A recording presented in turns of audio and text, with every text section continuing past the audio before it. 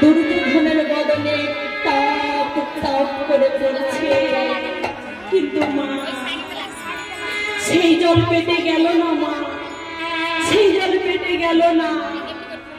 মুখ থেকে বেরিয়ে এলো টাটকা কাঁচা রক্ত, আর মা গান্ধারীর কোলে দুর্যোধন শেষ নিঃশ্বাস পরিত্যাগ করল।